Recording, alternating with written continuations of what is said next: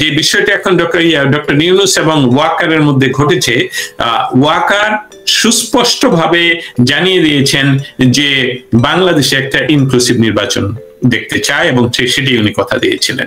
ওয়াকারকে সরিয়ে দিয়ে ডক্টর ইউনূস তার মতন ইচ্ছে বাংলাদেশকে ইউক্রেনের মতন পর্যায়ে নিয়ে গিয়ে একটি পশ্চিমাদের একটি প্রক্সি ওয়ারের কেন্দ্র তৈরি করে অনির্বাচিত ভাবে যতদিন আমৃত্যু থাকা যায় কিনা সেটার উনি আসলে চেষ্টা করে যাচ্ছেন বর্তমান সময়ে। নিশ্চয়ই জানেন যে মাননীয় সেনা প্রধানের সাথে আমেরিকার রাষ্ট্রদূতদের একটি বৈঠক হয়েছে এবং তা পরবর্তী আমরা একটি কথা শুনতে পাচ্ছি যে তিনি তার সৈনিকদের সাথে এবং অফিসিয়ালদের সঙ্গে একটি মিটিং করছেন। তো এই আমেরিকান ডিপ্লোম্যাটদের সঙ্গে তার বৈঠকে পরপরই কেন তিনি এই সিদ্ধান্তে গেলেন? আসলে কি হতে যাচ্ছে দেশে বা এই মুহূর্তে বাংলাদেশের কি পরিস্থিতি, এই বিষয়ে যদি আপনি আমাদেরকে একটু বলতেন।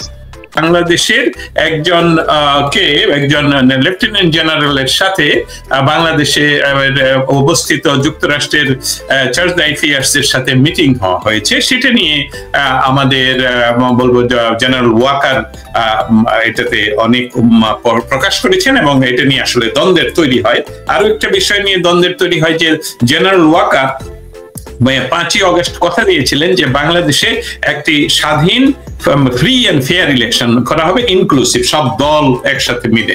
সেইটা কিন্তু গত পরশুদিন বা গত সপ্তাহে, গত 15 দিনের ভিতরে ইউনূস সরকার বাংলাদেশের জন্মের সাথে যেই দলের সংযুক্তি, যেই দলের নেতৃত্বে বাংলাদেশ স্বাধীন হয়েছে এবং বঙ্গবন্ধু শেখ মুজিবুর রহমানের নেতৃত্বে যে দল বাংলাদেশকে স্বাধীনতা আন্দোলনের নেতৃত্ব দিয়েছে, সেই আওয়ামী লীগকে, তার আওয়ামী লীগের কার্যক্রমকে নিষিদ্ধ করেছে। আলটিমেটলি পরবর্তীতে ইলেকশন কমিশনও তাদের কি একটা সিস্টেম, রেজিস্ট্রেশন সিস্টেম থেকে বাতিল করে নির্বাচনে অংশগ্রহণ করতে এই বিষয়গুলো নিয়ে যে বিষয়, সেটাতে তাদের আমার মনে হচ্ছে আমি বলছি যে জেনারেলের এটা সংকট। আপনারা যেরকম বলছেন আজকে জেনারেলের সংকট, জাতির প্রতি ওয়াকার যে প্রতিশ্রুতি আসলে দিয়েছিলেন সেটা হয়তো বা উনি রক্ষা করতে পারছেন কি পারছেন না সে বিষয়ে হয়তো বা আগামীকালকে বলবেন। এবং তার জন্য আমার মনে হচ্ছে যুক্তরাষ্ট্রের বাংলাদেশে অবস্থানরত যে চার্জ অ্যাফেয়ার্স রয়েছে আজকে ওনার সাথে যে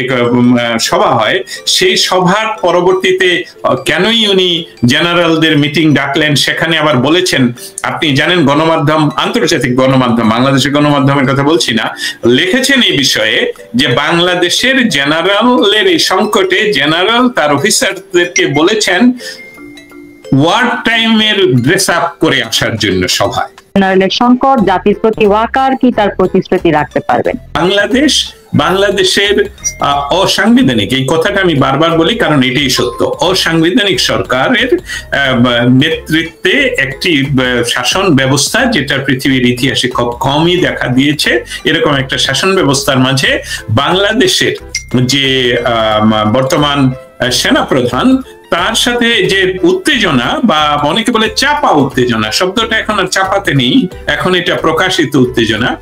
বাংলাদেশের বর্তমান ইন্টারিম গভর্নমেন্ট আরাকান আর্মিকে তাদের একটা কি মানবিক করিডোর, আমরা এই মানবিক শব্দগুলো শুনে কিন্তু অমানবিক হয়ে দাঁড়াই।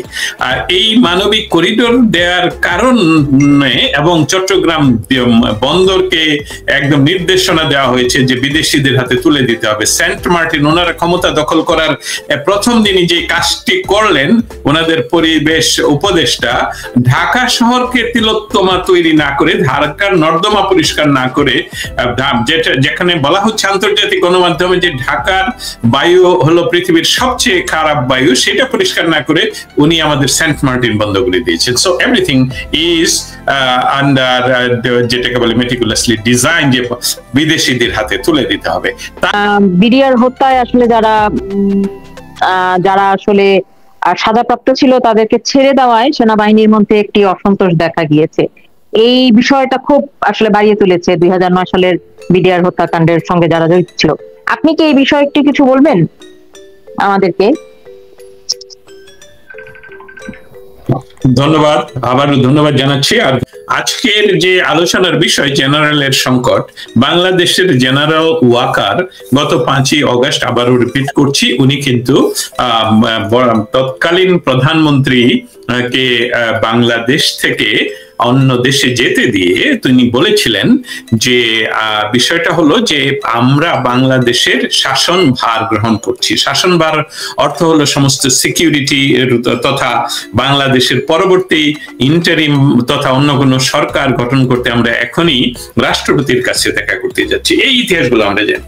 আজকের প্রয়োজন যেটা ঘটছে সেখানে হলো যেটা ওয়াকারকে পরে সরিয়ে দেওয়ার জন্য, ওয়াকারের মানে সরিয়ে দেওয়ার যে পায়তারা চলছে সেটার জন্য ওনার মনে ক্ষোভ জন্মেছে। দ্বিতীয় আরেকটা বিষয় যে সেদিনের 5 তারিখে যেটার জন্য আমি ফিরে গিয়েছিলাম, 5 তারিখে কিন্তু উনি জাতিকে কথা দিয়েছিলেন যে আমরা একটা free and fair inclusive election দিব, এবং সেটা উনি বারবার বলেছিলেন যেটা 18 মাসের মধ্যে সেই ইলেকশনটা উনি করবেন। যদিও ডক্টর ইউনূস যিনি এখন ইতিমধ্যে প্রমাণ করেছেন নিজকে যে উনি একজন মনস্টার, সবচেয়ে বড় মিথ্যাবাদী, এবং আমি হিটলারের পর এই ধরনের কোন রাষ্ট্রের ক্ষমতা দখলকারী ব্যক্তিকে নির্বিকার থাকতে দেখিনি। যখন 8 বছরের শিশুকে রেপ করে হত্যা করা হয় সেটার জন্য উনার বাহিনী এবং উনি নিজে এসে কোনো ক্রমেই জনসাধারণের উদ্দেশ্যে বা জাতির উদ্দেশ্যে দুঃখ প্রকাশ না করে উনার যে মব বাহিনীর যে ডাকাত বাহিনীর কাউকে কেউ কিছু করলে সেখানে 200-300 মানুষকে গ্রেফতার করা হয়। অতএব আমি যে কথাটা বলার চেষ্টা করছি সেটা হলো যে ওয়াকারের এই সময়ের বিষয়গুলো আসলে ওয়াকারকে নির্ধারণ করতে হবে, জেনারেল ওয়াকারকে নির্ধারণ করতে হবে। কারণ আর্মিতে আপনি যে ডেমোক্রেসির চেষ্টা চালাচ্ছেন, যে কিছুদিন পর পর আপনি 3রা অগাস্টে আপনি আর্মিদের মিটিং এ এসে বললেন যে আপনারা জনগণের পক্ষে থাকবেন, কিন্তু ইতিমধ্যে ভলকার তুর্ক আমাদেরকে জানিয়ে দিয়েছেন এসে যে এটা নির্দেশনা ছিল ভলকার তুর্ক এবং এটা meticulously design by doctor Yunus, যে আপনাকে ধমক দেওয়া হয়েছিল যে আপনি যদি তৎকালীন সরকারকে রক্ষা করার, নির্বাচিত সরকারকে রক্ষা করার কাজে লিপ্ত হন তাহলে আপনার জাতিসংঘের শান্তি রক্ষা বাহিনীর চাকরি আপনার এবং আপনার দলের বা মিলিটারির থাকবে না। তার জন্য আপনি কিন্তু সেদিন বাংলাদেশের মানুষকে রক্ষা করতে আসেননি। আসলে এখন আবার তার মাঝে আবার আপনি একটা মিটিং ডেকেছিলেন, যে মিটিং এ উনি বলেছিলেন যে বাংলাদেশে যে দুরবস্থা হচ্ছে, বাংলাদেশের নিরাপত্তা নেই, অমুক নাই তেমুক নেই, এনাফ ইজ এনাফ, এই শব্দগুলো আপনি বলেছিলেন। কিন্তু এন্ড অফ দ্য টাইম আমরা যেটা দেখতে পেলাম যে আপনি কিন্তু সেই কাজটুকু রক্ষা করতে পারেননি। অর্থাৎ ডেমোক্রেসি দিয়ে আর্মি তো চলবে না। আমি জেনারেল ওয়াকারকে আপনাকে বলতে চাচ্ছি, আপনাকে নির্দেশ দিতে হবে, আপনার নির্দেশ আপনার কমান্ড, আপনার কমান্ডের আন্ডারে যারা তাদেরকে ইয়ে করতে হবে। আপনাকে বাংলাদেশকে মরিয়া প্রমাণ করিবে যে বাংলাদেশ হস্তচ্যুত হয়ে গেছে ইতিমধ্যে না। আমার সময় নেই সময় ক্ষেপণের, কারণ হলো ইতিমধ্যে করিডোরের কথা আমরা জানি, পৃথিবী জানে, কিন্তু বাংলাদেশ সরকার সেটা অস্বীকার করে যাচ্ছে। আমরা ইয়ার কথা জানি যেটা সেন্ট মার্টিন দ্বীপে আজকে 9 মাস হিসেবে আমরা সেখানে যেতে পারি না। কেন যেতে পারি না? কেন সেন্ট মার্টিনের এই অবস্থা? সেই প্রশ্নগুলোর উত্তর বাংলাদেশের বাঙালি জাতি, বাংলাদেশের মানুষেরা কিন্তু জেনারেল ওয়াকার আপনার দিকে তাকিয়ে আছে। আপনার একটা বাহিনী রয়েছে, এই বাহিনী কিন্তু আপনি কথা দিয়েছিলেন যে 18 কোটি মানুষকে বহিঃশত্রুর আক্রমণ দেশকে রক্ষা করবেন। আপনার সেই প্রতিশ্রুতি আপনাকে রক্ষা করতে হবে। আপনি যদি সেই প্রতিশ্রুতি রক্ষা না করেন তাহলে আপনার ব্যক্তিগত পর্যায়ের যে ক্ষোভগুলোর জন্য আপনি বলছেন সভা করবেন, সেই সভায় কিছুই হবে না। You have the right to command, আমি যদি এইভাবে বলতে পারি। এবং বাংলাদেশের বর্তমান অবস্থা, চট্টগ্রামে গিয়ে এই লগ্নি ব্যবসায়ী ইউনূস বলে আসলেন যে চট্টগ্রাম পোর্টকে যত দ্রুততম সময়ের ভিতরে বিদেশিদের হাতে দিয়ে দিতে হবে। আমি সেই নবাব মির্জাফরের কথা শুনছিলাম, হ্যাঁ, যে উনি যখন ক্লাইভের সহযোগিতায় নবাবী নিলেন, ডক্টর ইউনূস যেমন আমাদের সহযোগিতায়, আমাদের বলছি পশ্চিমাদের সহযোগিতায় নবাবী নিয়ে সেই একই ন্যারেটিভ, একই বয়ান উনি আবার ফেরত দিলেন এইভাবে, হে চট্টগ্রামকে দিয়ে দিতে হবে, নবাবী বিদেশিদেরকে দিয়ে দিতে হবে। বাংলার মানে আমি এর মাধ্যমে এটা বলিনি যে সেই নবাবরা মানে আমি বলছি মুর্শিদাবাদের নবাবরা বাঙালি ছিলেন না, তারা বাংলা ভাষাই জানতেন না। কিন্তু যেহেতু দীর্ঘকালীন সময়ে বঙ্গভূমিতে তারা শাসন করতেন, বাঙালিরা সবসময় এইভাবে বিদেশিদেরকে আপ্যায়ন করে নিজের কোলে বসে নিজের সমস্ত ক্ষতি করেন। আমাদেরকে আমাদের জাতির পিতা এই জন্যই ওকে জাতির পিতা বলা হয়। আমাদের জাতির পিতা এই দৃষ্টিকোণ আমাদের সামনে তুলে ধরেছেন যে আমরা আমাদের নিজকে শাসন করতে পারি এবং সেটাতে আমরা অভ্যস্ত হয়ে উঠেছি। অতএব ওয়াকার যে বিদেশি চার্জ দ্য অ্যাফেয়ার্স এর সাথে দেখা করলেন, সেই বিষয়টা কি ঘটেছে সেটার জন্য আমরা কিছু ঘন্টা অপেক্ষা করতে হবে। আমি জানি না, আমাদের অপেক্ষা করতে হবে ওয়াকার সাহেব আসলে ওনার মিটিং এ গিয়ে আবার কি বলেন। কিন্তু জনগণের যে প্রত্যাশা সেটা আমি একটু বলতে পারি। বাংলাদেশের শত 18 কোটি মানুষের যে প্রত্যাশা, সেই প্রত্যাশাটা হলো ওয়াকার হলেন একজন জেনারেল, বাংলাদেশের সুসজ্জিত প্রায় একটি সুসজ্জিত আর্মির উনি হলেন জেনারেল, এবং উনি এই বিষয়টা ঠিক করতে হবে যে বাংলাদেশে এই জেনারেলদের মিটিং থেকে উনি সুস্পষ্ট ইলেকশনের ডেট ডিক্লেয়ার করার জন্য মানুষ অপেক্ষা করছে। এবং প্রয়োজন বোধে ওনাকে যদি বলা হয় যে এই দেশকে রক্ষা করতে হলে যা কিছু করার, আমি আবারও বলছি দীপান্বিতা মার্টিন, এই দেশকে রক্ষা করতে যা কিছু করার, কারণ এই দেশ ইতিমধ্যে বহিঃশত্রুর কাছে চলে গেছে। ডক্টর ইউনূস ইজ নট আমাদের। 71-এ ওনাকে দেখা যায়নি, 52-তে ওনার জন্মই হয়তো আমি জানি না, শিশু ছিলেন। তারপরে স্বাধীনতা সংগ্রামের পর থেকে গত 53 বছরে বাংলাদেশের কোনো কিছুর সাথেই ডক্টর ইউনূসকে আমরা খুঁজে পাইনি। অতএব ইতিমধ্যে এটা বহিঃশত্রুর হাতে দেশ, এবং আমি আশা করছি যে জেনারেল ওয়াকার আজকের যে মিটিং করবেন, সেই মিটিং থেকে একটা সুস্পষ্ট ভাবে ক্ষমতার কেন্দ্রকে উনি নির্ধারণ করবেন। একজন প্রশ্ন করেছিলেন আমাদের এখানে যে স্টেট ডিপার্টমেন্ট এন্ড হোয়াইট হাউসে, অবশ্যই যত দ্রুততম সময়ের ভিতরেই সম্ভব সেটা স্টেট ডিপার্টমেন্ট এবং হোয়াইট হাউসে এই নিয়ে প্রশ্ন উত্থাপন হবে। একটা বিষয় আমাদের জানতে হবে, আমরা প্রশ্ন করতে পারি কিন্তু আমরা তো প্রশ্নের উত্তর আনতে পারি না।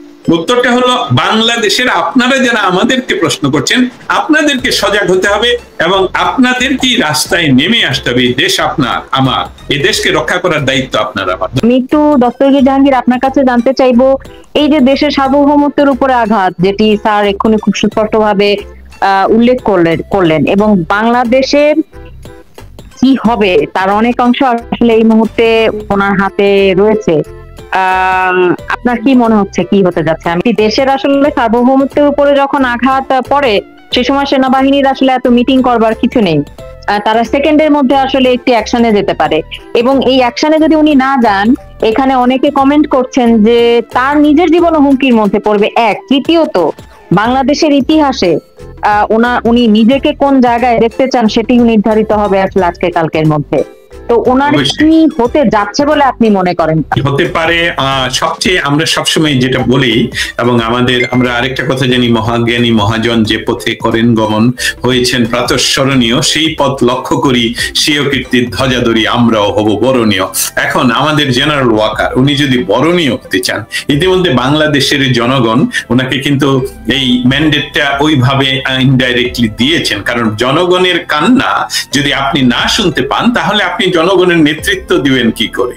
আপনি যদি জনগণের কান্না শুনতে না পান, তাহলে আপনি মহাজন হবেন কি করে? এই মহাজন সেই সুধী মহাজনের কথা বলছে না, কিন্তু এই কবিতায় এই মহাজনের কথা বলা হয়েছে, মহাজ্ঞানী মহাজন যে পথে করেন গমন হয়েছেন প্রাতঃস্মরণীয়। অতএব আপনাকে যদি প্রাতঃস্মরণীয় হতে হয় জেনারেল ওয়াকারকে, তাহলে অবশ্যই মানুষের কান্নার কথা শুনতে হবে। বাংলাদেশের জন্মের ইতিহাসের সাথে যেই ঘরের সম্পৃক্ততা, 32 নম্বরকে ভেঙে দিলে যদি আপনার মনে কান্না না হয়, বাংলাদেশের বর্তমান জনসংখ্যার আমি একদম দৃঢ় চিত্তে বলতে পারি যে 95% মানুষের মনের কান্না আপনাকে শুনতে হবে। বাংলাদেশে আজ পর্যন্ত, বাংলাদেশের জন্মের পর থেকে যতগুলো সরকার, গণতান্ত্রিক হোক আর মিলিটারি সরকার হোক, মিলিটারি সরকার বলছি, জেনারেল ওয়াকারকে লক্ষ্য করে বলছি যে দেখুন, আপনি একটা মিটিং এ গত 2 মাস আগে আমাদের প্রাক্তন এক জেনারেলকে লক্ষ্য করে বলেছিলেন যে এখানে জেনারেল নুরুদ্দিন সাহেব উপস্থিত আছেন। আপনি ডক্টর নুরুদ্দিন সাহেবের কথা যেহেতু বলছেন, আপনাকে লক্ষ্য করতে হবে যে দেশের জন্য উনি কি করেছিলেন, এবং আপনাকে সেই দেশের জন্য সেই কাজটা কি আজকে করার দায়িত্ব কি না। কারণ হলো দেশ আপনার দিকে তাকিয়েছে এবং সেই প্রতিশ্রুতি আপনি দিয়েছেন। আপনি বিডিআর দীপান্বিতা মার্টিন, আপনি গত একটা প্রশ্ন আমাকে করেছিলেন, যেটা আমি উত্তর না দিয়ে অন্য কথা সময়ের স্বল্পতার জন্য বলেছিলাম। বিডিআর হত্যা বিষয়টা নিয়ে যারা বিডিআর এই অ্যাট্রোসিটি ঘটিয়েছে, যেই হত্যাকাণ্ড যারা ঘটিয়েছে, তারা এই যে সবসময় বলে যাচ্ছিল আমি কলা খাই না, আমি কলা খাই না, এটা শেখ হাসিনার সরকার দায়ী।